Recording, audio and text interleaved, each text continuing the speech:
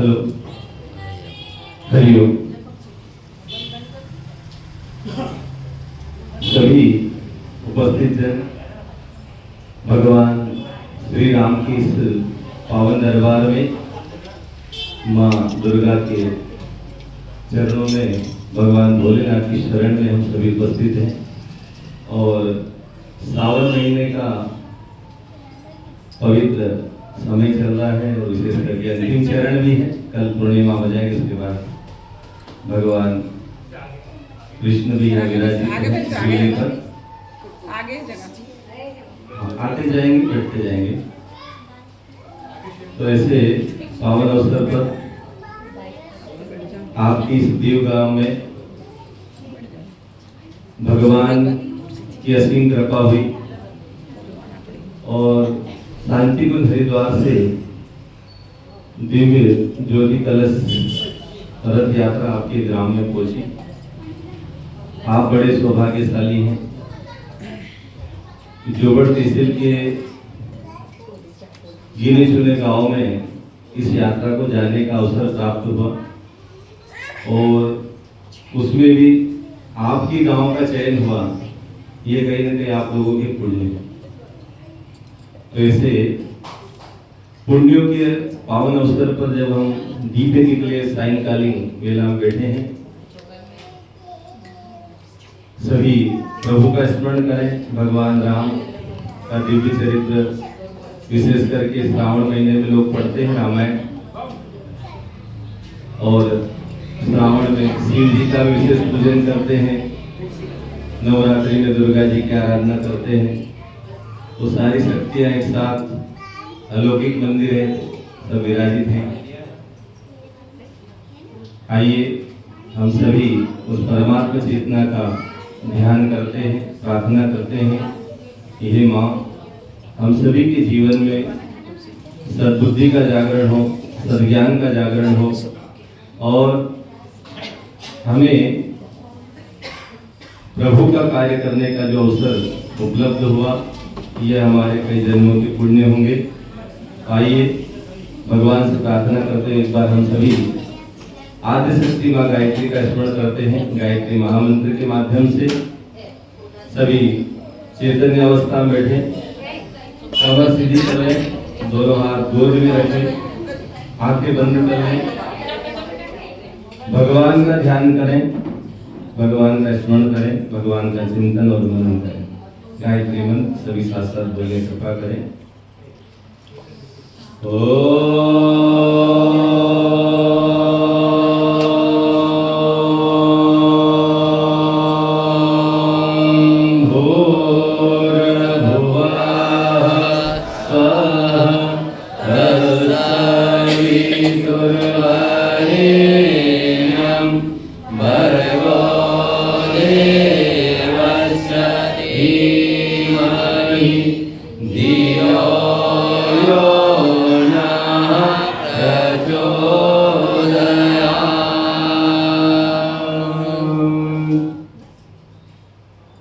उपस्थित शक्ति स्वरूपा माता, शक्ति माता बहनों, देव तुल्य आत्मी भाइयों, परम पूज्य गुरुदेव परम वंदनीय माता जी की सूक्ष्म उपस्थिति में भगवान श्री राम की इस पावन दरबार में माँ दुर्गा जहाँ विराजित हैं, भगवान भोलेनाथ जहाँ विराजित है और हनुमान जी महाराज भी यहाँ पर विराजित है। ऐसे पावन और दिव्य क्षेत्र में जहाँ पर नियमित भगवान की आरती हो, जहाँ पर भगवान का ध्यान भजन हो, ऐसे स्थल पर बैठने का भी सौभाग्य कभी कभार ही उपलब्ध हो पाता है।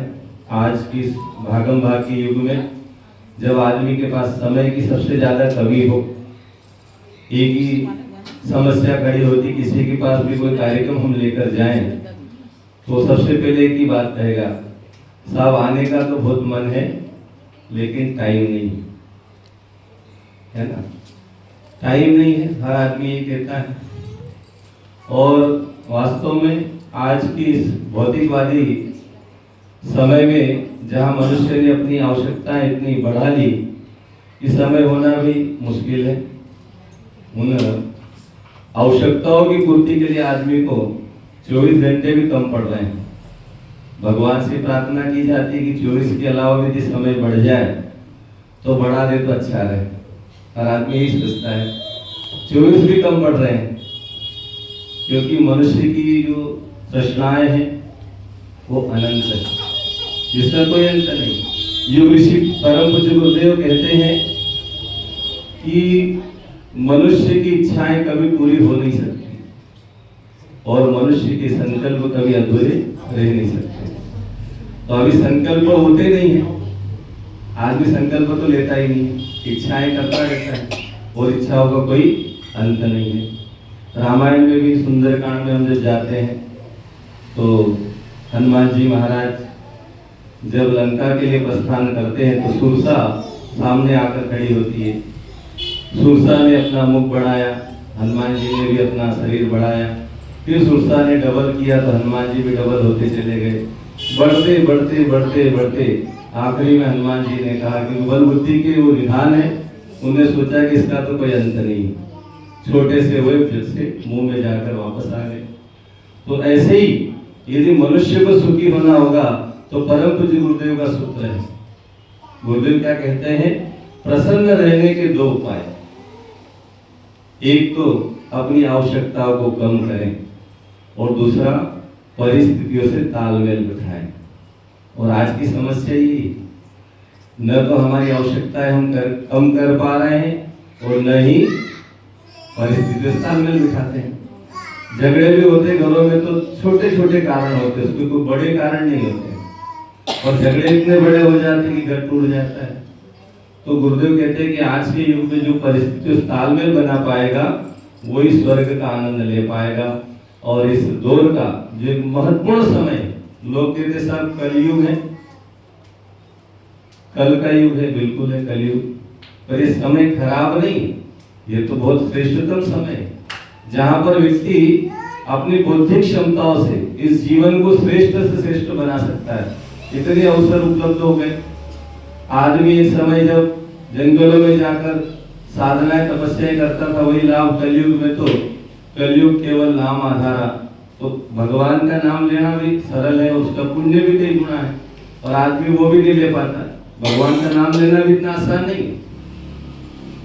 हनुमान प्रसाद पोद्दार जी एक कहानी बताते हैं और उसमें वो कहते हैं कि एक बार मैं निकला तो मेरे को एक बालक मिला।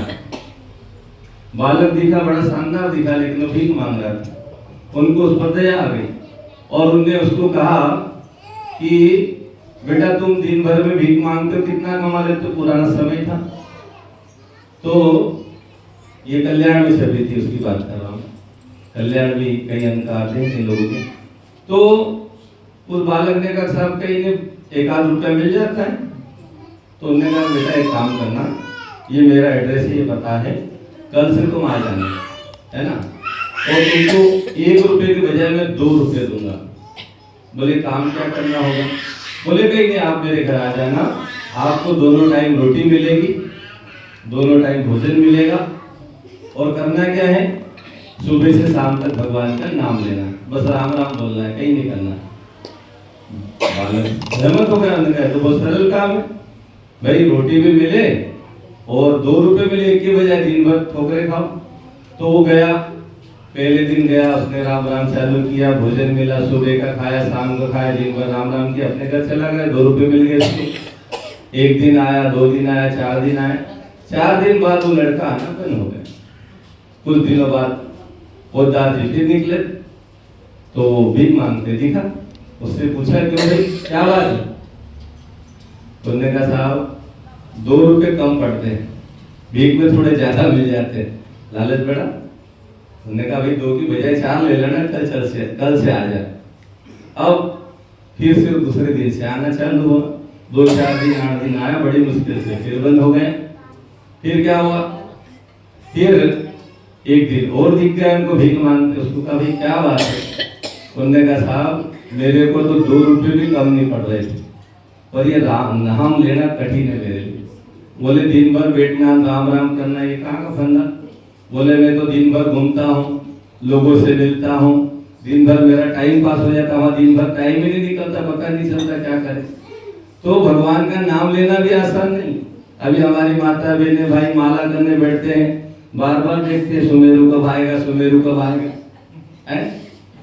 तो आसान है क्या माला करना? कहीं घुटना दुख रहा है, कहीं कमर दुख रही है, कहीं मन इधर उधर भटक रहा है, तो भगवान का नाम लेना भी आसान नहीं, सरल नहीं। वो तो सौभाग्यशाली लोग होते जिनका ध्यान लग जाता, मन लग जाता।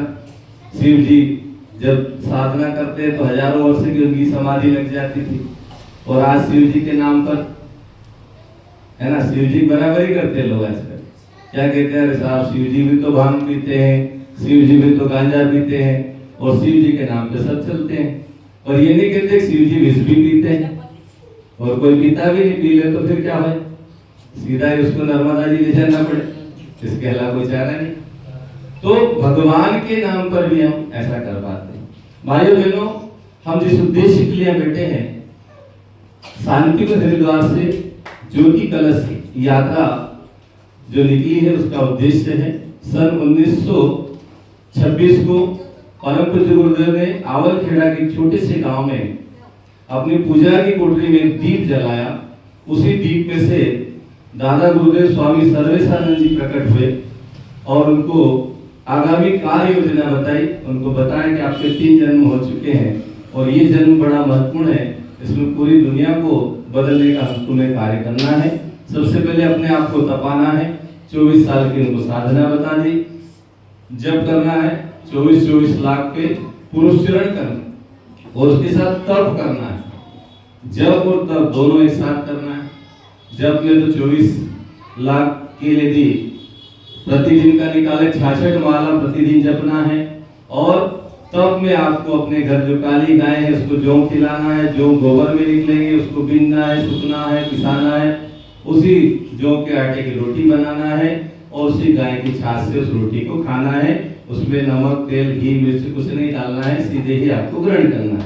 और कितने दिन करना है? लगातार 24 साल तक, ये बताया। और उसी गाय के घी से दीपक भी जलाना है। ये दीपक जलता रहा और आज वो दीपक 99 वर्ष पूरे कर चुका है और 100वें वर्ष में प्रवेश करने जा रहा है। 2026 में 100 वर्ष उसके लगभग पूरे हो जाएंगे और उसी के लिए अखंड दीपक की जन्म शताब्दी 2026 में मनाई जाएगी। और उस ज्योति कलश यात्रा का एक उद्देश्य ये भी है कि जो ज्योति छोटे से रूप में प्रकट हुई थी, आज पूरे विश्व के 15 करोड़ लोगों को अपने सानिध्य में लेकर आ चुकी है। और ये शांति गुण से कहा गया है कि अब हम वहां तक पहुंचे जहां तक अभी तक न पहुंच पाए, उन लोगों तक, उन मनों तक, उन घरों तक, उन गांवों तक, ऐसे क्षेत्रों तक जहां तक अभी तक गुरुदेव के विचार न पहुंचे। एक उद्देश्य ये है। दूसरा उद्देश्य परम वंदनीय माता जी, माता भगवती देवी शर्मा, जिनको हम माता जी कहते हैं, गुरु माता है, उनकी भी जन्म शताब्दी 2026 में मनाई जाएगी। 19 सितंबर 2026 को उनको 100 साल पूरे होंगे, लेकिन 26 से उसका क्रम शुरू होगा। तो ये अभियान माता जी की जन्म शताब्दी के लिए परम वंदनीय माता जी महाशक्ति के रूप में धरती पर आई। परम पूज्य गुरुदेव से उनका विवाह 1942 में संपन्न हुआ और तब से गायत्री परिवार से उनने मिशन को अपने हाथ में लेकर, गुरुदेव के काम को अपने हाथ में लेकर, गुरुदेव के कंधे से कंधा मिलाकर, गुरुदेव के कदम से कदम मिलाकर चलते हुए इतनी बड़ी यात्रा पूरी की। और आज जो विराट गायत्री परिवार दिखता है तो उसमें माता जी का प्रेम और ममत्व है। माता जी ने सबको अपनी आत्मीयता और प्रेम से जोड़ा, सबको बेटा और बेटी कहते थे। और गुरुदेव ने भी हमको जो काम दिया, हमको कहा, क्योंकि हम गुरु के बेटे हो सकते हैं, शिष्य। उन्हें गुरुदेव ने यहाँ तक कहा कि आप मेरे अंग अवयव हो, इस शरीर के आप कल पुर्जे हो। शिष्य ने कहा गुरु जी ने, आप मेरे क्या हो? अंग अवयव हो। तो इतना बड़ा हमें सौभाग्य प्राप्त हुआ कि धरती पर कोई अवतारी चेतना आई और वो अपना अंग अवयव बना ले हमें। किसी मशीन का एक पार्ट जो होता है, यदि वो न हो तो बड़ी मशीनें नहीं चलती। गुरुदेव ने उस स्तर का दर्जा हमें दिया, ये हमारा सौभाग्य है। परम पूज्य गुरुदेव, परम वंदनीय माता जी अवतारी चेतना के रूप में धरती पर आए। कई चमत्कार हैं, कई प्रकार के, आप YouTube पे भी सर्च करेंगे तो मिलेंगे माता जी के जीवन में, गुरु जी के जीवन में। और गुरुदेव ये कहते थे बेटा चमत्कार तो कोई भी दिखा सकता है, हमारा जो मूल उद्देश्य है कि मनुष्य में देवत्व का जागरण और धरती पर स्वर्ग का अवतरण। मनुष्य क्या बने? देवता बने, धरती क्या बने? स्वर्ग बने। और बने कैसे? उसके लिए व्यक्ति निर्माण, परिवार निर्माण, समाज निर्माण और राष्ट्र का निर्माण। और सबसे पहला नारा गुरुदेव ने दिया, हम बदलेंगे युग बदलेगा, हम सुधरेंगे युग सुधरेगा। तो अपने से शुरुआत करना है, अपने आप को बदलना पड़ेगा। पर समस्याएं दूसरी है, हम उस तक पहुंच नहीं पाते हैं या कर नहीं पाते हैं, क्योंकि हमने नारे तो लगा लिए और नारों को जीवन में आत्मसात नहीं कर पाए। बचपन में आपने कहानी सुनी होगी कि एक तोतों की जो मंडली थी वो बार बार शिकारियों के शिकंजे में आते थे। एक ऋषि ने सोचा कि इनको बचाना चाहिए, तोतों को बुलाया। तोता मनुष्य की भाषा जल्दी समझ जाता है और बोल भी लेता है। तो ऋषि ने उनको पाठ पढ़ाना शुरू किया। उनको कहा कि शिकारी आएगा, जाल फैलाएगा, दाने डालेगा, दाने नहीं चुगना, जाल में नहीं फंसना और नहीं मरना। तो ऐसा सारे तोतों ने रट लिया, सब ने रट लिया यहाँ से वहां तक, और रोज बोलने लगे। अब ऋषि को लगा कि अब ये नहीं मरेगी, लेकिन शिकारी भी निकला उधर से, उन्हें भी सुना, उन्होंने कहा तो होशियार हो गए, ये तो नहीं फंसेंगे। पर कोशिश करने में क्या जाता, जाल फैलाए, दाने डाले, तोते धीरे धीरे झाड़ पे आए, झाड़ से नीचे आए, नीचे आके जाल में फंस गए। और जाल में फंसने के बाद भी बोलते गए कि शिकारी आएगा, जाल फैलाएगा, दाने डालेगा, जाल में नहीं फंसना, दाने नहीं चुगना और नहीं मरना। तो कुल मिला के बात यहाँ पर ही आती है कि क्या हम उन्हीं तरह से रट रहे हैं या अंदर उतार रहे हैं। गुरुदेव ने कहा कि व्यक्तित्व निर्माण हो तो वो इस प्रकार से होगा कि उन सूत्रों को हम अपने जीवन में उतारने लग जाए, बदलने लग जाए, तब जाकर हमारे जीवन में कुछ सकारात्मक परिवर्तन आएगा। और गुरुदेव ने जो कहा कि हम ऐसे मानव तैयार करेंगे जिनको देखकर दुनिया बदलने लगेगी, परिवर्तन होने लगेगा और धरती पर स्वर्ग आएगा। बहुत हद तक हम ये कह सकते हैं कि बदलाव आया है। आप गांव में चले जाएं, ठेठ गांव में जब कोई नहीं जा पाया वहां पर भी बदलाव हुआ है, पर हमें दिखाई नहीं पड़ता क्योंकि हमने अपना जो चश्मा है वो दूसरे नजरिए से, अरे साहब आप तो हजारों साल से बदल रहे हैं, आप तो 1000 साल से बोल रहे थे कि दुनिया बदलेगी। गुरुदेव ने सूत्र दिया था, क्या कहा था? मानव मात्र एक समान, जाति वंश सब एक समान, ये कहा। और हम नारे लगाने लगे। हम भी बचपन में छोटे थे, सन 90 में जब हम 5वीं क्लास में थे तो हम भी ये नारा लगाते थे। तो हमारे गांव में एक आदमी खड़ा हुआ, उन्होंने कहा साहब ये तुम जो बोल रहे हो ये ऐसा होने जा रहा है क्या? ये लोग क्या बदल जाएंगे, जातियां सब एक हो जाएंगी क्या? बड़ी जातियां छोटी जातियों से मिल जाएगी, छोटी जातियां बड़ी जातियों से मिल जाएगी और उनके ब्याह होने लगेंगे, रोटी बहन के संबंध होने लगेंगे। हमने कहा साहब हम तो नहीं कह रहे हैं, पर हमारे ऋषि ने कहा है तो ये होकर रहेगा। और आपको मैं ये कह सकता हूँ आज दावे के साथ कि जिस व्यक्ति ने ये कहा था उसकी यहाँ ही ऐसी परिस्थितियां बन गई कि उसको दूसरे समाज से शादी करना पड़ा। खुद को जिसने कहा था उसकी लाड़ी शांत हो गई, वो दूसरी जाति से लाड़ी लिया है, जिस व्यक्ति ने कहा था। तो हम क्या कह रहे हैं? गुरुदेव ने जो जो कहा है वो सब होने वाला है। सबको उसी रास्ते पर आना पड़ेगा, घूम फिर कर आए, कहीं पर भी भटक कर आए, पर आना तो इसी स्तर पे पड़ेगा, बदलना तो इसी स्तर पे पड़ेगा। तो हमारी जो यात्रा है ज्योति कलश यात्रा, उसमें तीसरा पड़ाव त्रिवेणी संगम जिसको हम कहते हैं, तो उसमें एक सूत्र और साधना का भी गुरुदेव का जुड़ा। जब परम पूज्य गुरुदेव ने 1926 से अपनी साधना आरंभ की और 24 लाख के जो पुरुष ऋण आरंभ किए, 24 साल में उनको करना था, लेकिन राष्ट्र हित के लिए, देश की आजादी के लिए परम पूज्य गुरुदेव ने कार्य किया और वो साधना 27 साल में पूरी हुई।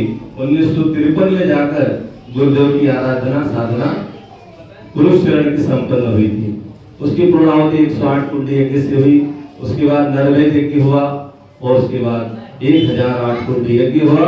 और उस पहले यज्ञ में इतने बड़े आयोजन में जो महाभारत काल के बाद जो यज्ञ हुआ था उसमें पहली दीक्षा परम वंदनीय माता जी को गुरु जी ने प्रारंभ की और पहली दीक्षा वंदनीय माता जी को दी। और उसके बाद से आज करोड़ों करोड़ों गायत्री परिजन उस दीक्षा को लेते चले जा रहे हैं। और हमारे गायत्री परिवार की सबसे बड़ी विशेषता यह है कि इसमें अब गुरु कोई नहीं होगा। 1000 साल की ये योजना है। आप कभी वांग्मय नंबर 1 को पढ़ा हो, उसमें गुरुदेव लिखते हैं ये अभियान 1000 वर्ष तक चलेगा, ये मिशन 1000 वर्ष तक चलेगा और 1000 वर्ष तक गुरु एक ही रहेगा, गुरु नहीं बदलेगा, एक ही गुरु रहेगा। क्योंकि गुरु बनना आसान नहीं है। आज तो छोटे छोटे कथावाचक भी गुरु जी बन जाते हैं। सामान्य भाव से हम सबको गुरु जी कहने लग जाते, पीली ड्रेस पहन के काम में गुरु जी हम कहते साहब गुरु जी नहीं है, गुरु जी तो हमारे सबसे बड़े हैं और गुरु जी बनना इतना आसान भी नहीं। क्योंकि गुरु कौन होता है? जो अपने शिष्य के जीवन को बदल देता है, उसके प्रारब्धों का समन कर देता है। गुरु सामान्य नहीं हो सकता। कई लोगों की जिंदगी को गुरुदेव ने बदला, उनके प्रारब्धों को अपने ऊपर लिया है। और आप गुरुदेव के जीवन को यदि देखना चाहें तो गुरुदेव सामान्य आत्मा तो है नहीं, भगवान की अवतारी चेतना को सिद्ध कर सकते हैं। बिहार में मस्ती चक्र एक छोटा सा कस्बा है, वहां पर जो है राम प्रसाद शुक्ला जी रहा करते थे और वो एक नागर बाबा से उन्हें दीक्षा ले रखी थी। उनने उनसे दीक्षा ली और दीक्षा ली तो क्या हुआ कि वो नागर बाबा जो है एक समय आने पर हर व्यक्ति को शरीर छोड़ना होता है। नागर बाबा ने शरीर छोड़ा, शरीर छोड़कर 3 महीने बीत गए। 3 महीने बाद नागर बाबा की आत्मा उनके स्वप्न में आती, किसके? राम प्रसाद शुक्ला की, और उनको कहती है कि बेटा मेरा शरीर छूट गया लेकिन मेरे को मुक्ति नहीं मिली। उन्होंने कहा गुरुजी क्या कर सकता हूं मैं आपके लिए? उन्होंने कहा बेटा कुछ करने की आवश्यकता नहीं है। कहते हैं कि जो साधु सन्यासी होते हैं उनको मुक्ति सामान्य व्यक्ति नहीं दे सकता है, उसको भगवान ही मुक्ति दे सकता है। और आज के समय में इस धरती पर कोई भगवान है तो पंडित श्री राम शर्मा जी आचार्य शांतिकुंज हरिद्वार में रहते हैं और वो ही आकर मेरी मुक्ति कर सकते हैं। और वो ऐसे नहीं आएंगे, उसके लिए आपको तपस्या करना पड़ेगी। क्या करना पड़ेगा? बोले 5 साल की साधना आरंभ करो। 5 साल की साधना जब पूरी हो जाए तब उनको बुलाना, तब वो आएंगे। अब ये बात शुक्ला जी ने सुनी और उन्होंने साधना आरंभ कर दी। स्वप्न में बात मिली, निर्देश मिला गुरु का, वो साधना आरंभ कर दी। साधना उनकी जो है लगभग 3 साल बीत गए। 3 साल बाद उनको ये एहसास होने लगा कि मेरे को किसी ने स्वप्न में बोला और मैंने साधना आरंभ कर दी। पता नहीं ये बात सत्य भी है कि असत्य है, स्वप्न में कहीं बात है। तो उन्होंने क्या करा, एक पत्र लिखा शांतिकुंज हरिद्वार परम पूज्य गुरुदेव को।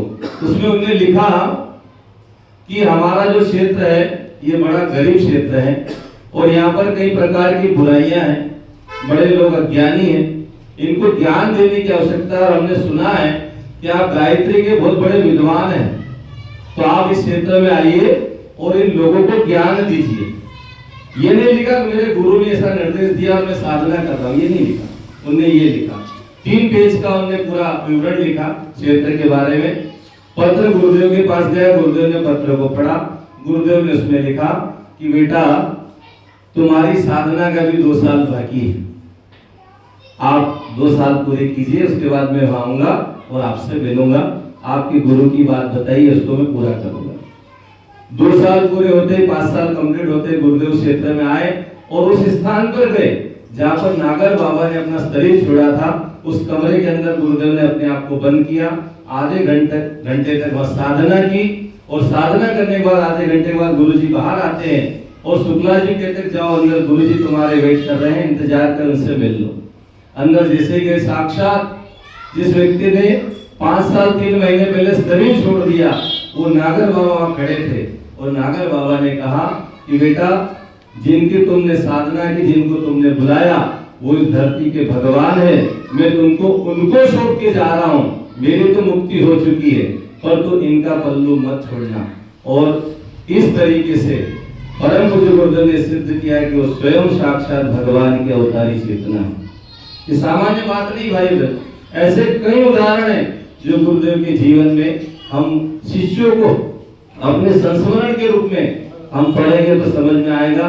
लेकिन आज के भौतिकवाद युग में आदमी बिना कुछ पाना चाहता है, करना कुछ नहीं, पाना सरल चाहता है, और सरलता से कुछ मिलता नहीं। बिना तप किए, बिना साधना किए कुछ भी नहीं मिलेगा। आप चाहे इतने प्रयास कर लो। हमारे जीवन के कई प्रारब्ध हैं, कई पुण्य भी हैं। उन प्रारब्धों का समन यदि करना है तो दो ही तरीके हैं उसके। परम पूज्य गुरुदेव ने एक जगह लिखा है कि मनुष्य के जीवन के प्रारब्धों को काटने के दो रास्ते। पहला है या तो भोग लो, या तो भोग के काटो, दुख उठाओ, कष्ट उठाओ, तब काटो, या फिर साधना करो, तपस्या करो और उनको काट सकते हो। मिटा तो सकते नहीं है, दो ही तरीके हैं। तब के बिना मिलेगा नहीं। और आदमी बिना तब किए आज शॉर्टकट ढूंढता, हर काम में शॉर्टकट। साहब ये चाहिए, ऐसा कर लो, मिल जाएगा, नहीं मिलेगा। इतना आसान थोड़ी, भगवान इतना सरल भी नहीं है और इतना सहज भी नहीं है। भगवान ने कई लोगों की कठिनतम परीक्षाएं ली है, और हम आप सभी आज के समय में जब परम पूज्य गुरुदेव की बात कर रहे हैं तो उनका जो मिशन है, युग निर्माण योजना, प्रज्ञा अभियान पाक्षिक कहें, विचार क्रांति अभियान कहें, तो इसमें हमें ऐसा मंत्र दिया जो धरती को बदलने वाला है। इस युग का सबसे पावरफुल मंत्र ब्रह्मास्त्र कहा गुरुजी ने। उस मंत्र को हम नियमित जपें, हम अपने जीवन में उसका प्रयोग कर सकते हैं। जो भी परिजन यदि साधना को नियमित बनाकर रखे हुए हैं उनके जीवन में कोई न कोई चमत्कार होते हैं। गायत्री महाविज्ञान ये कहता है कि कोई भी व्यक्ति 3 माह तक यदि लगातार गायत्री मंत्र की साधना आरंभ कर दे तो 3 महीने के बाद उसके जीवन में बदलाव होने लगता है, परिवर्तन और चेंज आने लगता है। पर हमारी समस्या यही है कि हम किसी भी कार्य को लगातार नहीं कर पाते हैं, क्योंकि साधना का एक सिस्टम है। एक आसन, एक मंत्र, एक समय, एक स्थान, ये जब चारों मिल जाए तो जीवन में चमत्कार हुए बिना रह नहीं सकता। पर हमारा क्या है, न तो समय ठीक है, आदमी जब उठे तब सवेरा, क्योंकि फाड़ा पड़ रखा है व्यक्ति ने, जब जगे जब सवेरा। अब कभी कभी आदमी 3 बजे भी जग जाता है, कभी 6 बजे भी और कभी 9 बजे भी। परिस्थितियां हैं, भौतिकवादी जीवन है, तो थोड़ा सा नियमितता जीवन में लाए। साधना कम करें लेकिन नियमित करें और उसी अनुपात में करें तो चमत्कार मिलेगा। दूसरा, साधना में जो है श्रद्धा और विश्वास का संपुट होना चाहिए। बिना उसके कुछ हो नहीं सकता। विश्वास बहुत बड़ी ताकत है, विश्वास से क्या नहीं हो सकता, असंभव भी संभव होता है। दुनिया के कई परिवर्तन जो है विश्वास ने किए हैं, श्रद्धा ने किए हैं। डॉक्टर चिन्मय पंड्या जी एक कहानी सुनाते हैं। डॉक्टर मार्क केनन जो है कैंसर रोग के विशेषज्ञ थे अपने देश में। उन्हें कहीं पर बुलाया गया सम्मानित करने के लिए, विशेष कार्यशाला के लिए उनको जाना था, लेकिन किन्हीं कारणों से वो जो है फ्लाइट नहीं मिली। उन्होंने सोचा कि चलो गाड़ी से चलते हैं, गाड़ी में भी ड्राइवर नहीं मिला, खुद ही टैक्सी लेकर चल पड़े। लेकिन परिस्थिति ऐसी बनी कि तूफान भयंकर आया, कुछ दूर चले गए, जंगल में जाकर उनकी गाड़ी वहीं रुक जाती है। एक झोपड़ी दिखाई देती, छोटा सा मकान, वहां जाकर वो दरवाजा ठोकते हैं। अंदर से एक महिला आती है और उनको अंदर आश्रय में लेती है। उन्होंने कहा, साहब हमारी ये गाड़ी खराब हो गई है, ऐसा मौसम है, क्या मैं थोड़ी देर रुक सकता हूँ? उन्होंने कहा जरूर आइए, स्वागत है। उस माता जी ने डॉक्टर मार्क केनन को चाय पिलाई और फिर भोजन की व्यवस्था बनाई, उनको भोजन दिया और उन्होंने कहा, डॉक्टर, उनको तो पता नहीं कि डॉक्टर है, उन्होंने कहा भाई साहब मेरी साधना का समय हो गया है, मेरी प्रार्थना का समय हो गया है। तो डॉक्टर साहब ने कहा, मार्क केनन ने कहा कि साहब मैं तो कोई इसमें विश्वास करता नहीं, भगवान में मेरी कोई आस्था नहीं है, आपको जो करना करें। वो महिला साधना करके उनके पास गई। जब तक उन्होंने भोजन कर लिया था, उन्होंने पूछा कि आप साधना प्रार्थना किस लिए कर रहे हैं। तो उस महिला ने कहा कि मैंने सुना कि हमारे देश में एक ऐसा डॉक्टर है जो कैंसर रोग विशेषज्ञ है और कहते हैं कि उसके पास यदि कैंसर का मरीज पहुंच जाए तो उसको मरने नहीं देता है। और चूंकि वो वहां तक मेरी पहुंच नहीं है, मैं तो गरीब हूँ, मेरे पास कोई व्यवस्था नहीं है, मेरा एक बालक है उसको कैंसर हो चुका है, मैं भगवान से रोज प्रार्थना ये कर रही हूँ कि ऐसी कोई व्यवस्था बनाए जिससे डॉक्टर मार्ग केनन तक मेरा बेटा पहुंच जाए। वो डॉक्टर की आंखों से उसी समय आंसू बहने लगे और उसने कहा कि परमात्मा शक्ति कहीं न कहीं धरती पर है जो ऐसी व्यवस्था बनाती है कि वो डॉक्टर को जाना था फ्लाइट से, वो नहीं जा पाए, टैक्सी से जाने का प्रयास किया तब भी नहीं जा पाए, और उसी घर में आकर उनकी गाड़ी रुकती है जहाँ पर उनकी आवश्यकता है। ये है प्रार्थना की ताकत। और हम क्या करते हैं, 2 दिन 4 दिन 8 दिन महीना 2 महीना करते हैं, फिर देखते हैं कि साहब ये तो कहीं हो नहीं रहा है ना।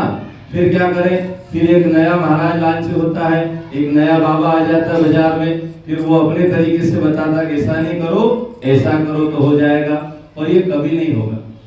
क्यों? परम पूज्य गुरुदेव पावन प्रज्ञा पुराण में कहानी लिखते हैं। वो लिखते हैं कि एक बगीचे के पास बंदरों का झुंड रहता था, और बगीचे के पास वो बंदरों का जो झुंड था वो क्या करता था, उस आम के बगीचे में आम चुराने का प्रयास, क्योंकि उनको तो पेट भरना है, फल खाना है, तो उनको बार बार बगीचे का जो चौकीदार है वो उनको मारता था, पीटता था। तो सारे बंदरों ने बैठक बुलाई, गोष्ठी बुलाई, उन्होंने कहा साहब रोज मार खाने से अच्छा बहुत बड़ा जंगल है, क्यों नहीं अपनी बगीचा अपना लगा ले, अपनी आम बड़े कर लेना, अपनी खाए।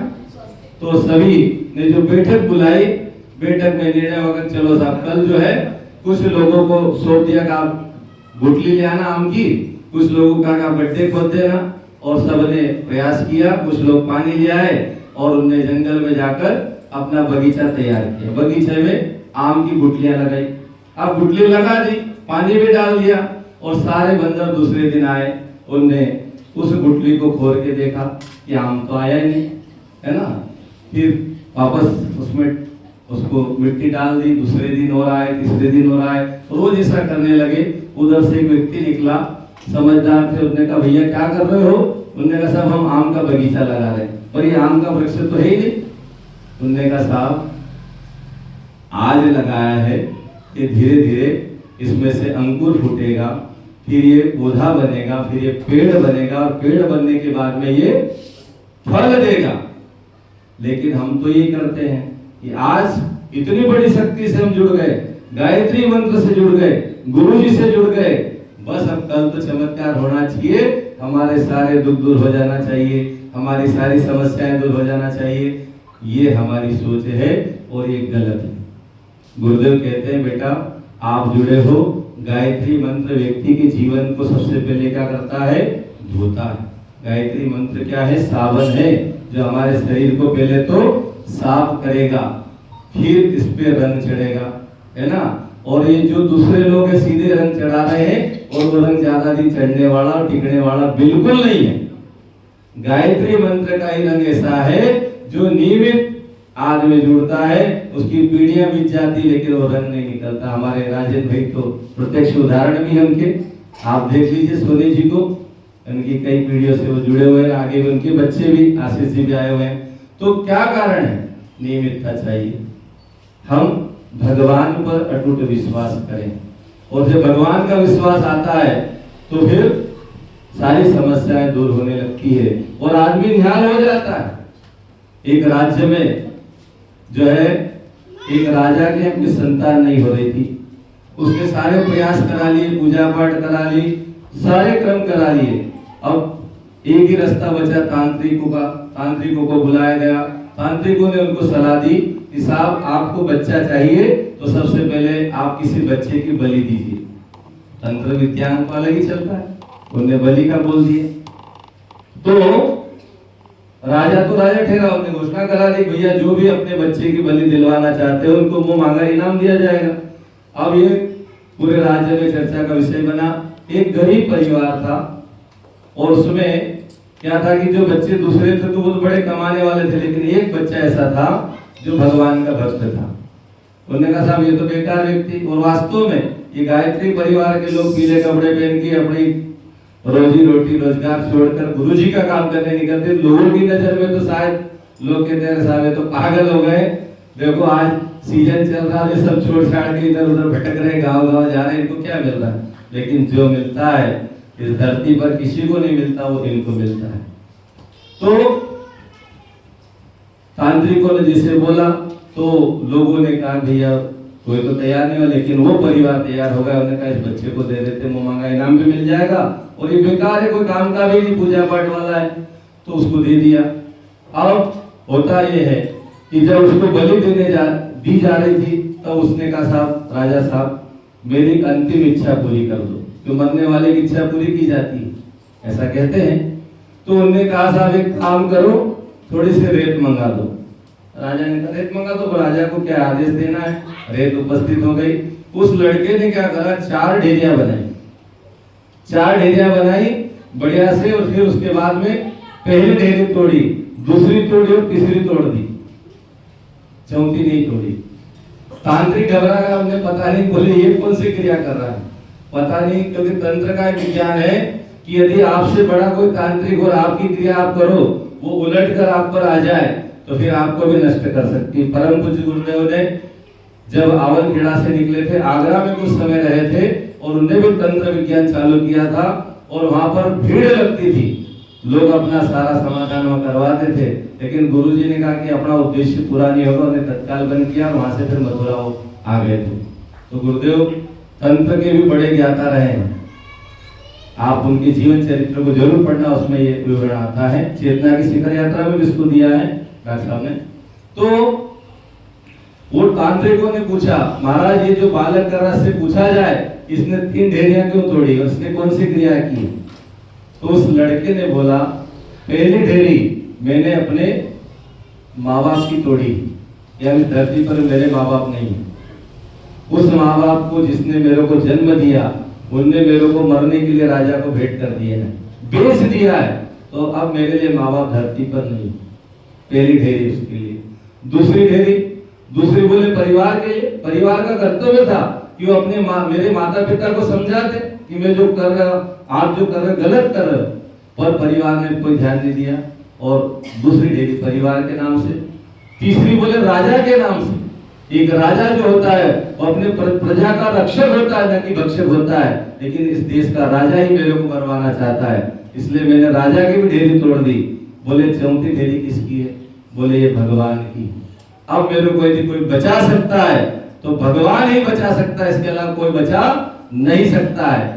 तो राजा को भगवान ने प्रेरणा दी, पता नहीं इसको मारने के बाद भी बच्चा होगा कि नहीं होगा, ये बड़ा बुद्धिमान है, बड़ा ज्ञानी है, इसी को अपना बेटा बना ले, और उसी को अपना बेटा बना लिया और उसको राजा बना दिया। भाइयों बहनों, ये परमात्मा पर विश्वास का फल है।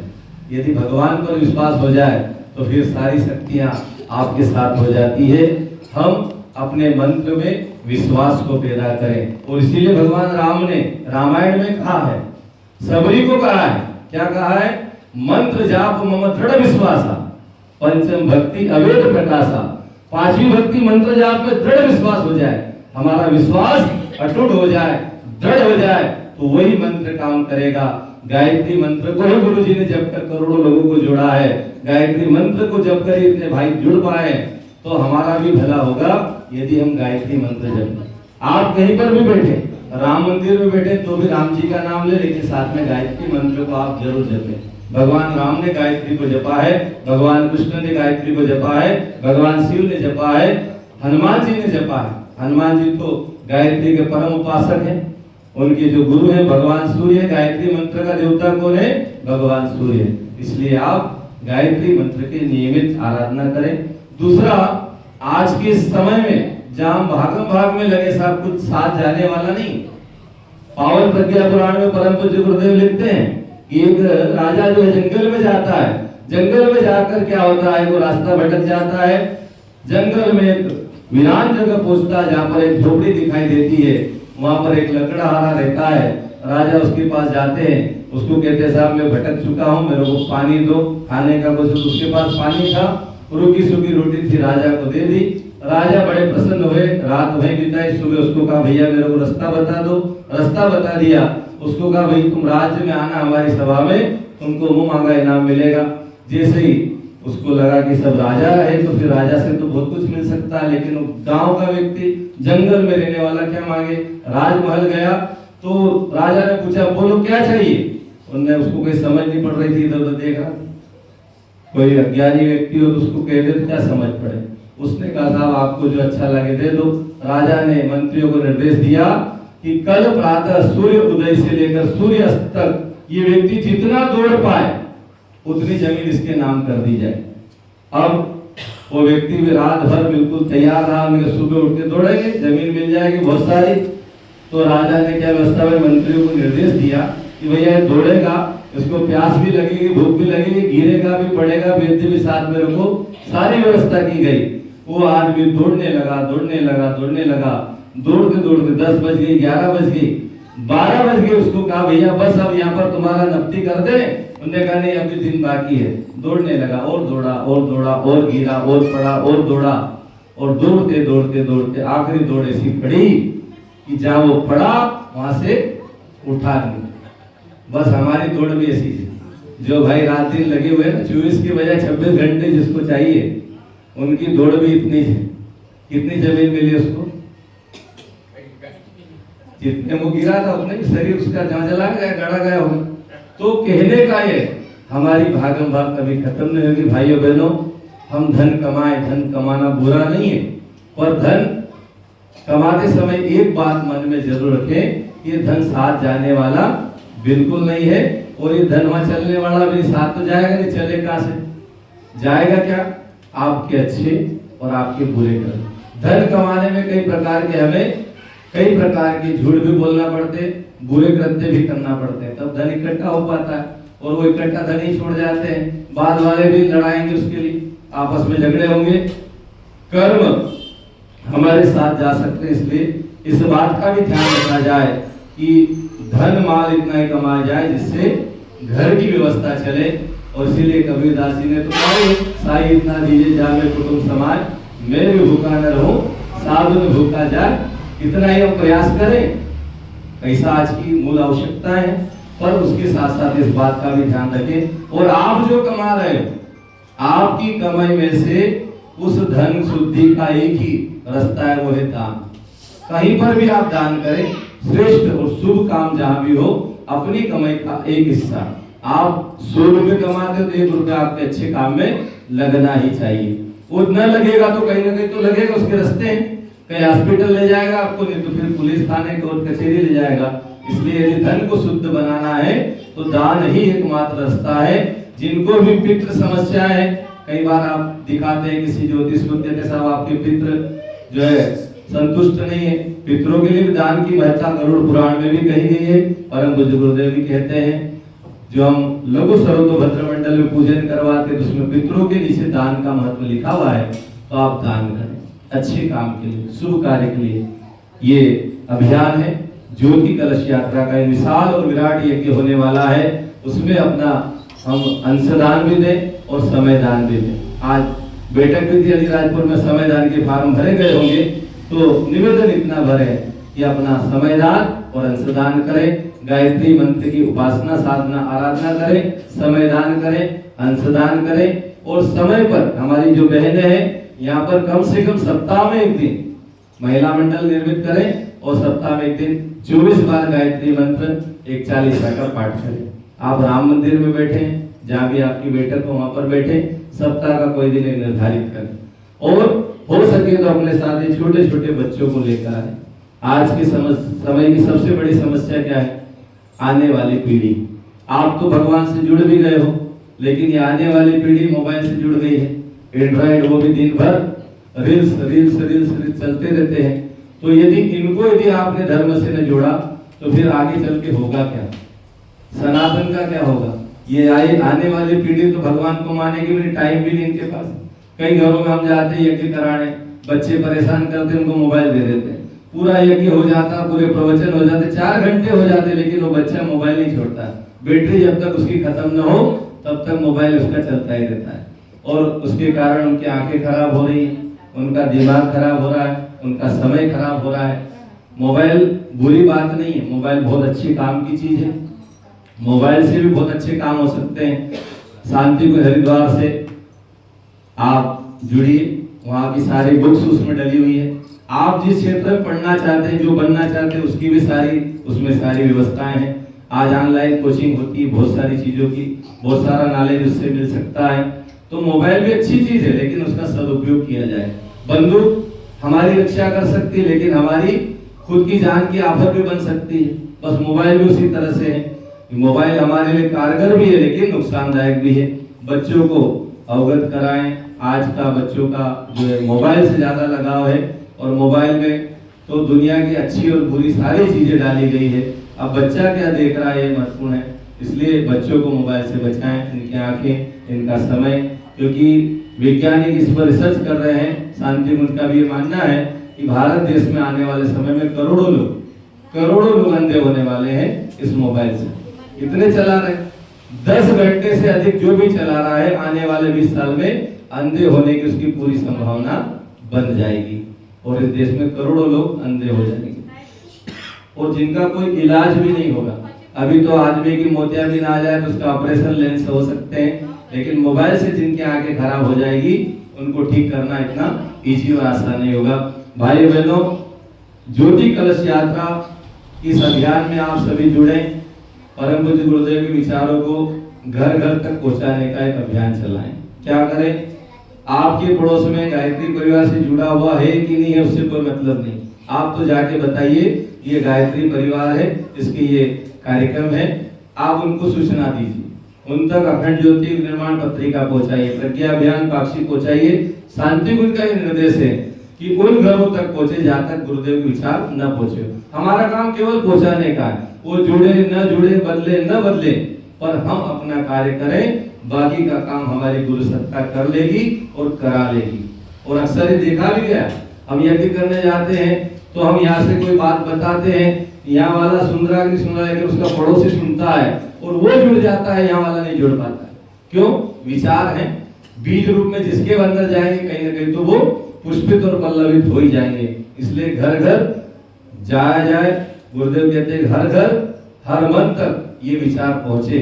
ये आज नहीं तो कल काम करेंगे। बीज तो वही है, जैसे पानी गिरेगा तो फसल उगेगी, तो ये विचार घर घर तक पहुंचाए, जन जन तक पहुंचाए।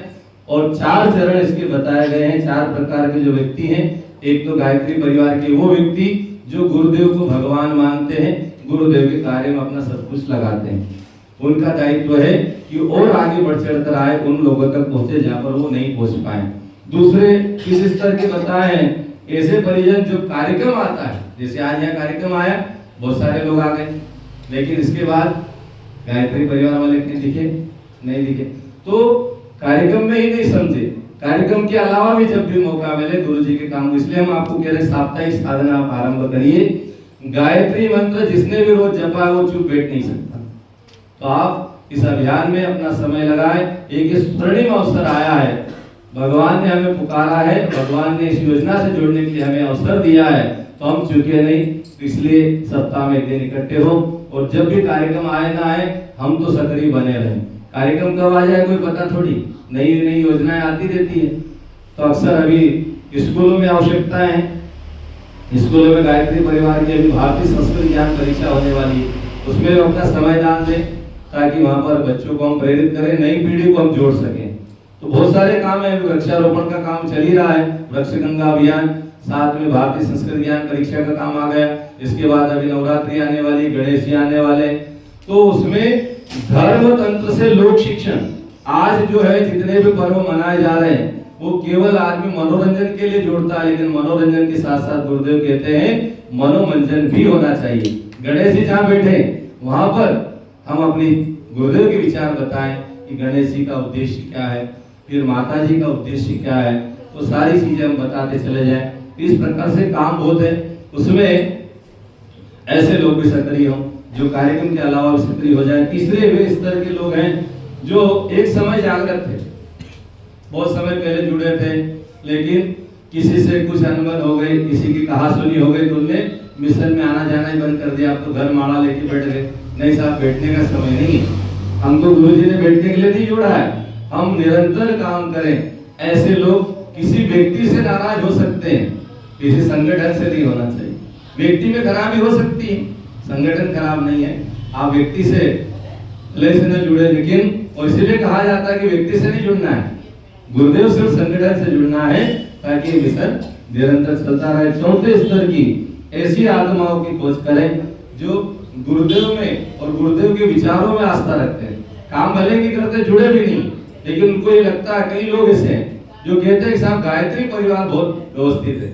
आप कहीं पर भी चले जाइए, उनके मुख से एक बात निकलती है कि गायत्री परिवार एक ऐसा परिवार है जो निरंतर अच्छे काम भी करता है और इसमें लोग जो है बड़े अच्छे। तो ऐसे लोगों की भी खोज की जाए और उनको भी संगठन में लाने के लिए प्रयास किए जाए, उत्साह किया जाए। 4 स्तर की आत्माओं जगाने की बात शांति कुंज ने कही है। और बाकी हमारी जो योजनाएं थी, ज्ञान गढ़, धर्म गढ़, समयदान, अंशदान, झोला पुस्तकालय, महिला मंडल, प्रज्ञा मंडल, युवा मंडल, संस्कृति मंडल, इनको पुनर्जीवित किया जाए। मंडल तो बनते हैं, लेकिन अब मंडलों की बैठक ही नहीं होती है ना। तो बैठक को सप्ताह में एक दिन आपस में चर्चा हो, भाई हम क्या कर रहे हैं, क्या नहीं कर रहे, क्या करना है, क्या योजना है, और उनका सारा डेटा शांति कुंज भेजे। आजकल डिजिटल युग आ गया है, आपको लेटर भी नहीं लिखना है, सीधे आपको अपने मोबाइल से ही आप या तो व्हाट्सएप, फेसबुक के माध्यम से, और बहुत सारे आपके पास प्लेटफॉर्म है, उस पर अपन शांति कुंज सूचना भेज सकते हैं, ताकि हमारी गतिविधियां शांति कुंज तक पहुंचे। और आने वाले समय में जब 2026 में जनवरी में विशाल आयोजन होने वाला है, आज गोष्ठी में बताया भी होगा, वहां पर 2000 लोगों का एक सम्मेलन शांति कुंज में होगा, कार्यकर्ता स्तर का 3 दिन का, जनवरी महीने में होने जा रहा है। तो उसमें वे भाई पहुंचेंगे जो 3 महीने का समय दान इस जन्म शताब्दी में दे पाए, उन लोगों के फार्म भरे जाएंगे और उनको वहां पर बुलाया जाएगा। और साथ ही आपका इतना बढ़िया गांव है, यहाँ से आप प्रयास करें कि आसपास के क्षेत्रों में जाएं, वनवासी क्षेत्रों में जाएं, उन लोगों को भी इस मिशन से जोड़ें। और जोड़ना इसलिए भी जरूरी है कि आज के समय में ऐसी शक्तियां भी उनके बीच जा रही है जो सनातन से उनको दूर कर रही है। उनसे हम यदि जुड़ेंगे तो आने वाले समय में हम यहाँ व्यवस्थित रह पाएंगे, और यदि उनने सनातन को छोड़ दिया तो यहाँ रहना भी मुश्किल हो जाएगा। हमको टाइम नहीं है, लेकिन टाइम निकालिए, नहीं तो फिर आप ये जो महल बना रहे हैं, बंगले बना रहे हैं, इनमें रहना बहुत मुश्किल हो जाएगा यदि वो सनातन का साथ छोड़ गए। तो एक ये चिंता भी सनातन की है, इस सनातन से हम जोड़ने के लिए गांव-गांव जाकर धर्म जागरण का काम करें। छोटे छोटे कार्यक्रम होते हैं। अभी हम एक गांव में गए थे, वहां पर जामली गांव था, वहां पर शिव मंदिर है, केदारनाथ मंदिर के नाम से प्रसिद्ध है, और वहां गए तो बहुत अच्छा लगा। उन लोगों ने कहा भाई हमारे यहाँ भी आइए, तो समय बचा था यहाँ, क्योंकि आज थोड़ा लेट था, तो वहां पर हमने उसका उपयोग किया। वहां गए बहुत अच्छा लगा, वहाँ कुछ भाई बहनों से चर्चा हुई, वहाँ स्कूल में वाणी सर ले गए थे, स्कूल में भी बच्चों से चर्चा हुई, और बहुत शानदार कार्यक्रम हुआ। उन लोगों को भी जानने की आज आवश्यकता है। हम गाँव में निकले, गाँव में बड़ी श्रद्धा है, बड़ी आस्था है, लेकिन उन तक हम पहुंच ही नहीं पा रहे, तो फिर वो टर्न हो रहे हैं और नई नई जगह वो जुड़ रहे हैं। इसलिए सनातन से जुड़े, और राम को माने, कृष्ण को माने, हनुमान को माने, दुर्गा गायत्री इसे भी माने, लेकिन सनातन से ही जुड़े रहे, ऐसा हमें प्रयास करना चाहिए। आप सभी ने इस बात को ध्यान से सुना। आइए अब हम दीप यज्ञ भी करना है, क्योंकि समय घड़ी बोल रही है कि हमको जो समय दिया उसी में हम अपनी बात को विराम करेंगे। दीप यज्ञ के लिए अलग से व्यवस्था है, किसी में करना है, उसको बंद कर दो पंखे को। तो अब सभी लोग चैतन्य अवस्था में बैठकर पवित्रता का भाव करें। पवित्रीकरण हम भावनात्मक ही करते हैं। आइए कमर सीधी करके, यहाँ पर पूजन के लिए कोई जुड़ा है तो वो भी यदि उपस्थित हो तो यहाँ बुला लें। सबसे पहले पवित्रता का भाव करते, पवित्रीकरण करते हैं। सभी दोनों हाथ जोड़कर भाव करें, हमारा तन, हमारा मन, हमारे विचार, हमारी भावनाएं सभी पवित्र हो रही है। इस भाव से पवित्रीकरण। ओम पवित्रः पवित्रो वा सर्वावस्थां गतोऽपि वा यः स्मरेत् पुण्डरीकाक्षं सर्वाभ्यन्तरः शुचिः। ओम पुनात् पुण्डरीकाक्ष, पुनात् पुण्डरीकाक्षः, पुनातु। आइए अब जोड़ा जो आया है वो सर्वप्रथम दीपक जला दे और उसके बाद कलश का दीपक का गुरु जी माता जी गायत्री माता का पूजन कर दे।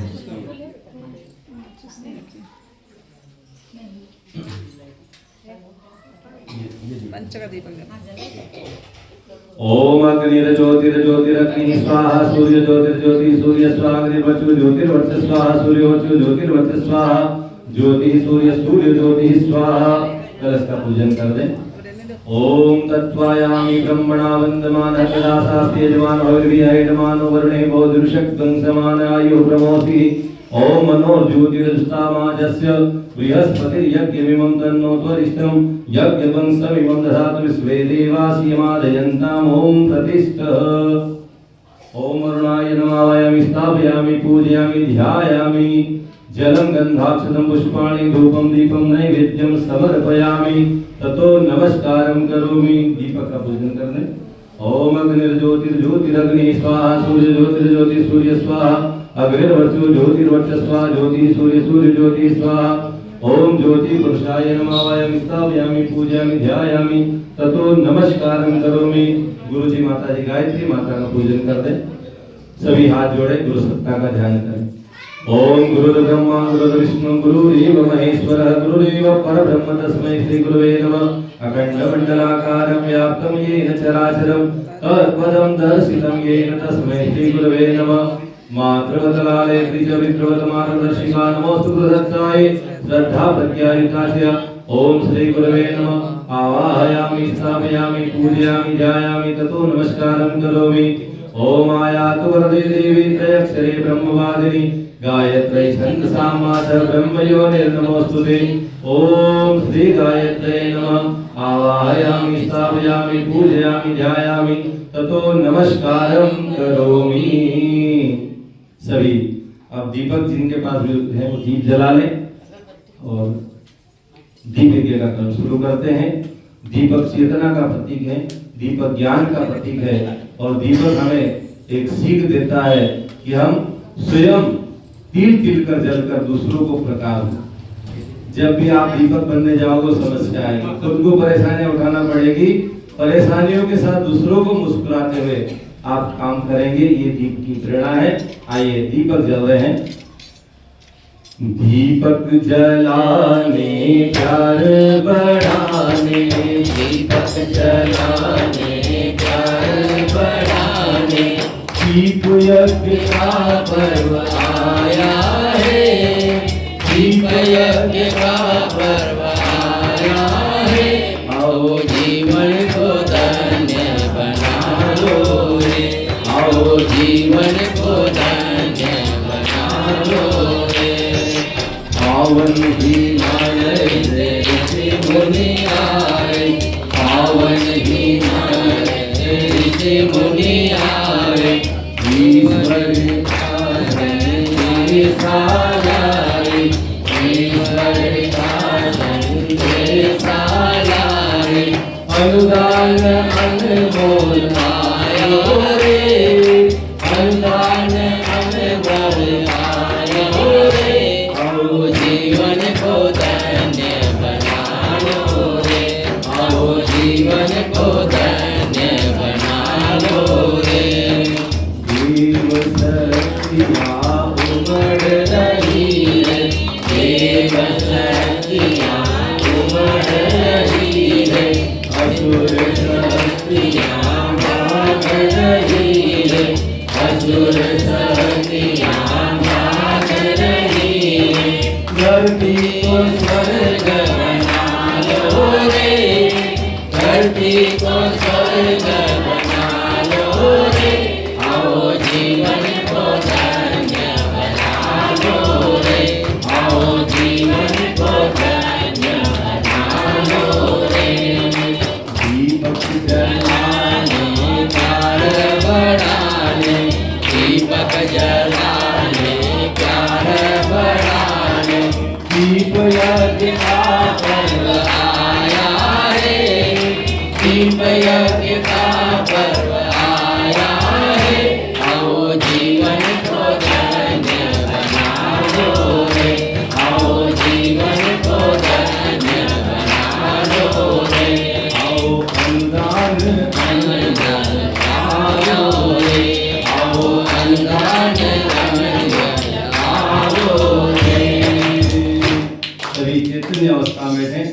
और गायत्री महामंत्र से भाव रूप में, जैसे यज्ञ कुंड यहाँ रखा है, कुंड में हम अग्नि जलाते हैं, सविधाएं जलाते हैं, ऐसे ही दीपक के अंदर दीपक को कुंड मान ले, बत्ती को सविधा मान ले और उसमें अपनी श्रद्धा और अपनी भावना की आहुति प्रदान करें, प्रार्थना करें ये दीप यज्ञ सबका कल्याण करें, सबका मंगल करें, सभी सुखी हो जाए, सभी स्वस्थ हो जाए और सब भगवान के कार्य के लिए अपना तन, अपना मन और अपना धन लगाए और जन्म शताब्दी को सफल बनाए। अभी पूर्ण आहुति में आपको संकल्प लेना है जन्म शताब्दी के। आइए सभी गायत्री महामंत्र से आहुति प्रदान करें। ओम भूर्भुवः स्वः तत्सवितुर्वरेण्यं भर्गो देवस्य धीमहि धियो यो नः प्रचोदयात् स्वाहा। इदं गायत्रीदं नमः। ओम भूर्भुवः स्वः तत्सवितुर्वरेण्यं भर्गो देवस्य धीमहि धियो यो नः प्रचोदयात् स्वाहा। इदं गायत्रीदं नमः। ओम भूर्भुवः स्वः तत्सवितुर्वरेण्यं भर्गो देवस्य धीमहि धियो यो नः प्रचोदयात् स्वाहा। इदं गायत्रीदं नमः। ओम भूर्भुवः स्वः तत्सवितुर्वरेण्यं भर्गो देवस्य धीमहि धियो यो नः प्रचोदयात् स्वाहा। इदं गायत्रीदं नमः। ओम भूर्भुवः स्वः तत्सवितुर्वरेण्यं भर्गो देवस्य धीमहि धियो यो नः प्रचोदयात् स्वाहा। इदं गायत्रीदं नमः। ओम भूर्भुवः स्वः तत्सवितुर्वरेण्यं भर्गो देवस्य धीमहि धियो यो नः प्रचोदयात् स्वाहा। इदं गायत्रीदं नमः। ओम भूर्भुवः स्वः तत्सवितुर्वरेण्यं भर्गो देवस्य धीमहि धियो यो नः प्रचोदयात् स्वाहा। इदं गायत्रीदं नमः। ओम भूर्भुवः स्वः तत्सवितुर्वरेण्यं भर्गो देवस्य धीमहि धियो यो नः प्रचोदयात् स्वाहा। इदं गायत्रीदं नमः। ओम भूर्भुवः स्वः तत्सवितुर्वरेण्यं भर्गो देवस्य धीमहि धियो यो नः प्रचोदयात् स्वाहा। इदं गायत्रीदं नमः। ओम भूर्भुवः स्वः तत्सवितुर्वरेण्यं भर्गो देवस्य धीमहि धियो यो नः प्रचोदयात् स्वाहा। इदं गायत्रीदं नमः।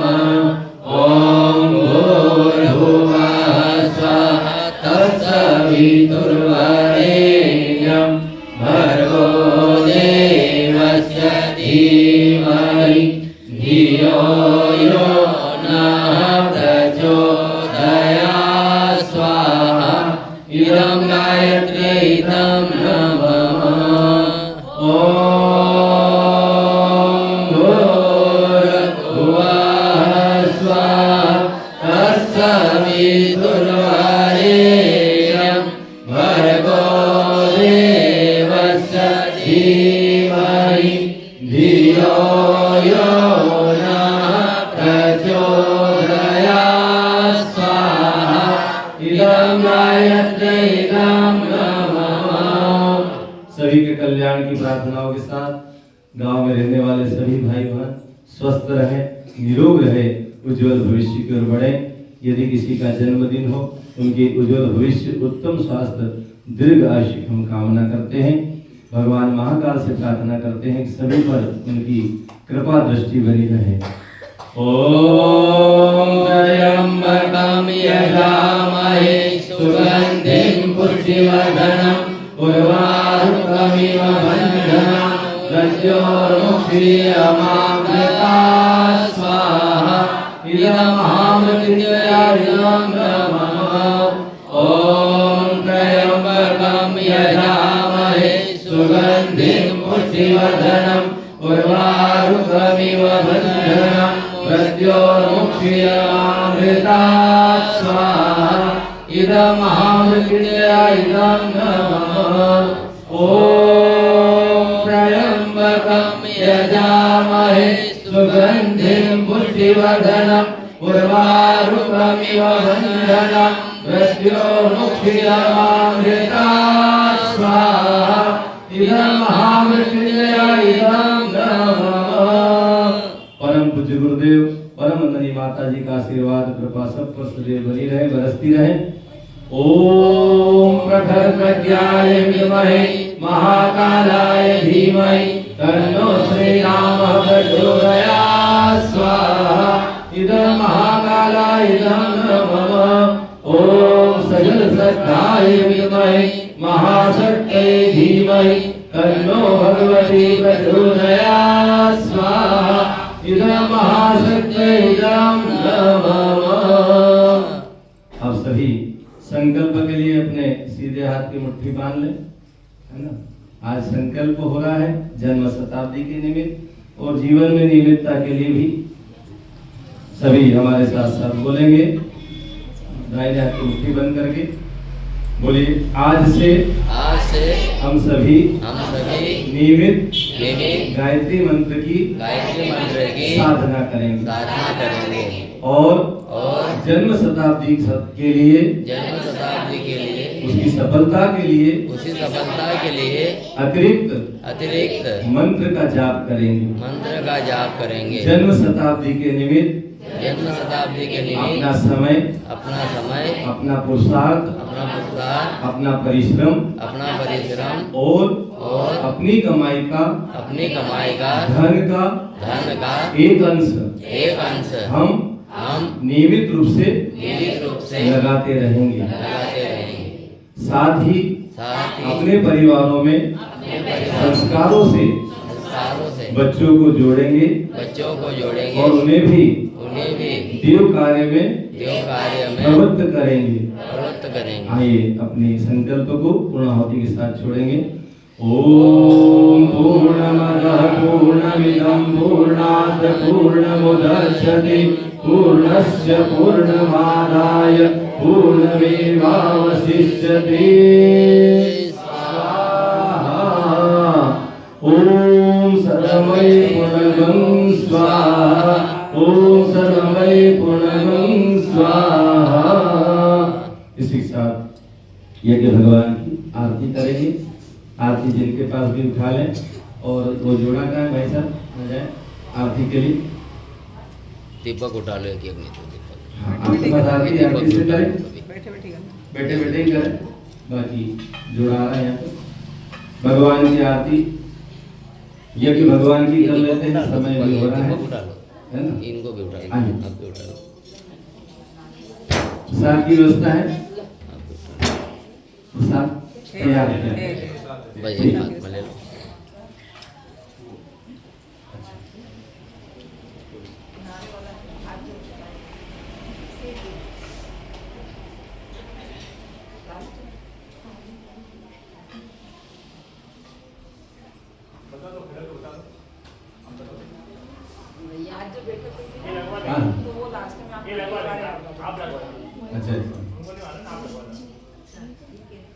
मैं लगवा दूंगी। आप थोड़ा सा इसको ले लें, और समय हो रहा है इसलिए भी मैं सीधे थोड़ा आपको सा। भेजा मैंने। देखिए शांति कुंज से जन्म शताब्दी की आज बैठक हुई थी। नर नारी और इसका मतलब ये अपने नारे हैं, हाँ। शताब्दी के, वो लगवा देंगे। अच्छा आप ही लगा दें थोड़ा सा, आरती हो जाए इसके बाद। चलिए। थोड़ा ओम यं ब्रह्म वेदाय तविदो वदन्ति परमं प्रधानं पुरुषं ददामि विश्वोदकेका गणवीश्वरं वा तस्मै नमो विघ्नविनाशनाय। ओम यं ब्रह्मा रुद्रवरुणा स्तुवन्ति देवेश्वरै वैदेशागपरक्रमोपनिषदे गायन्ति यमसामगा ज्ञानावस्थितगतेन मनसा पश्यन्ति योगिनो यस्यान्तं विदुषुरासुरगणा देवाय तस्मै नमः देवाय तस्मै नमः। कर्पूरगौरं करुणावतारं संसारसारं बुद्धिज्ञानं सदा वसन्तं हृदयारविन्दे भवं भवानी सहितं नमामि भवं भवानी सहितं नमामि। आराधिकं समर्पयामि शीतलीकरणं ओम भूर्भुवस्सुः तत्सवितुर्वरेण्यं भर्गो देवस्य धीमहि धियो यो नः प्रचोदयात्। हमारी दीदी जिले की बैठक से आए हैं और वो कुछ नारे भाषण दिए हैं। एक महत्वपूर्ण बात इसमें छूट गई थी। हम अपने जीवन में परम पूज्य गुरुदेव की रचित जो सत्संकल्प पाठ है उसको हर घर में लागू करना है और उसके लिए यह अभियान चल रहा है। अभी ये जो यात्रा है इसमें भी बांटने का है। इसमें पता नहीं व्यवस्था आपकी क्या रही, और हमारे जिले में धार जिले में उसकी पूरी तैयारी हो चुकी है। छोटे छोटे कार्ड जो पॉकेट में रख सकते हैं, ऐसे नवयुग के संविधान सूत्र जन जन तक पहुंचाए जाएंगे ताकि अधिक से अधिक लोग उन 18 सूत्रों का पाठ करें। और बड़े सरल सूत्र हैं, बड़े महत्वपूर्ण भी सूत्र हैं।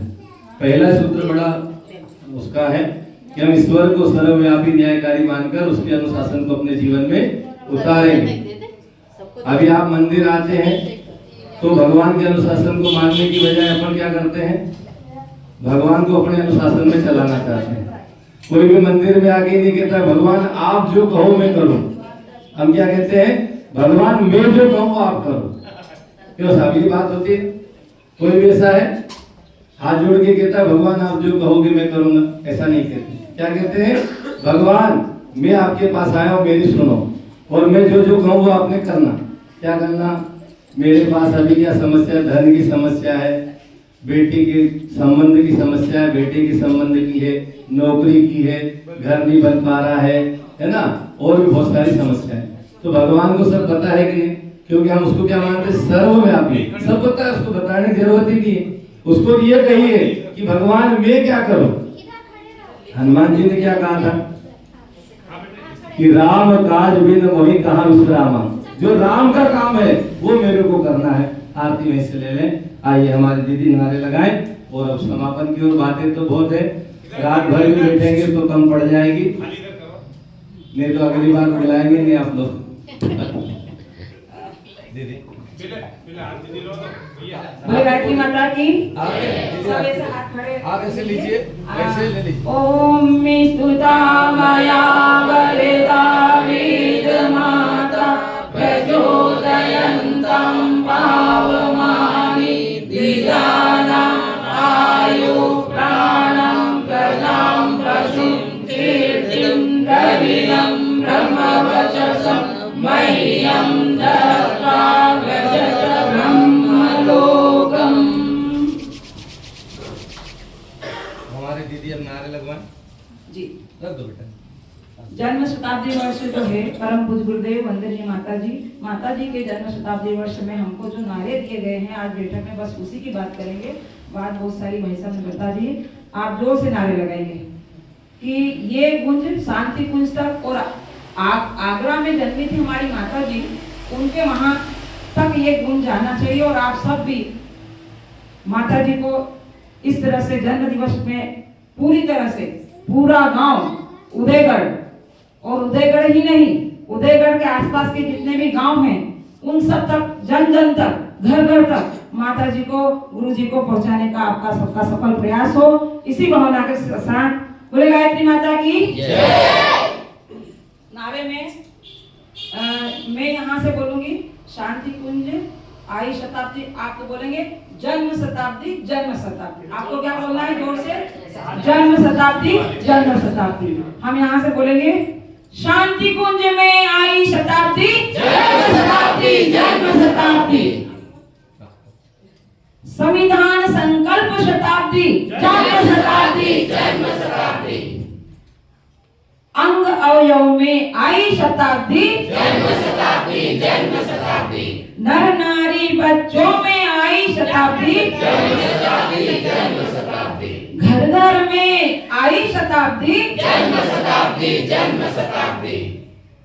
अपने आंगन में आई शताब्दी, जन्म शताब्दी, जन्म शताब्दी। युवा वर्ग में आई शताब्दी, जन्म शताब्दी, जन्म शताब्दी। बोले परम गुरुदेव की जय, वंदनीय माता की जय। आइए अब समापन की ओर प्रसाद का भोग लगा दें, भगवान के यहाँ तैयार कर दें और सभी के जीवन में सुख आए, शांति आए, इस भाव से कलश का जल सबके ऊपर अभिसिंचन कर दें, शांति पाठ करते हैं। आज के इस कार्यक्रम को ही समापन की ओर ले जाते हैं इस भाव से कि जो बातें यहाँ से बताई गई हो उसमें जो भी बातें आपको अच्छी लगी हो वो जीवन में आप आत्मसात करें।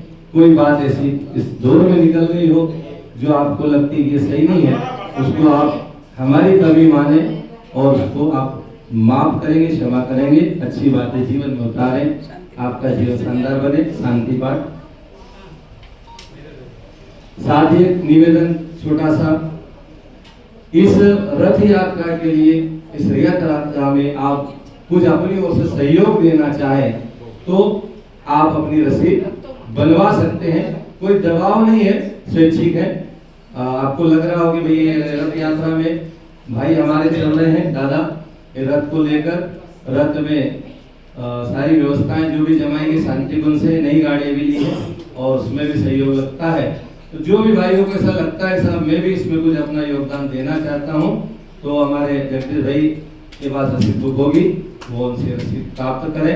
गायत्री परिवार ट्रस्ट की यही निवेदन है। आइए शांति पाठ।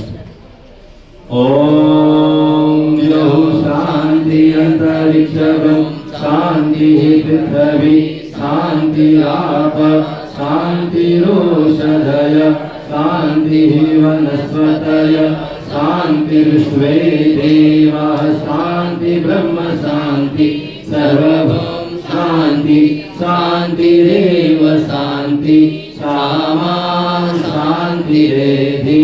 ओम शांति शांति शांति सर्वारिष्टसु शांतिर्भवतु। बोले गायत्री माता की जय, यज्ञ भगवान की जय, परम पूज्य गुरुदेव की जय, परम वंदनीय माता जी की जय, शांति कुंज हरिद्वार की जय, ज्योति कलश यात्रा की जय, श्यामल रामचंद्र भगवान की जय, पवन सुत हनुमान की जय, भोलेनाथ भगवान की जय, दुर्गा मैया की जय, नर्मदा मैया की जय, गंगा मैया की जय, गौ माता की जय, आज के आनंद की जय, सभी भक्तों की जय, सभी संतों की जय, बस्ती नगर की जय। नमः पार्वती पते हर हर महादेव नर्मदे जय जय श्याम। सभी को बहुत बहुत धन्यवाद। आपने इतना कीमती समय, अमूल्य समय आपने गायत्री परिवार को दिया। गायत्री परिवार ट्रस्ट जोहट की ओर से और शांति कुंज की ओर से आपको बहुत बहुत धन्यवाद। ओम शांति। प्रसाद लेकर ही जाएं। यदि कोई भाई को कोई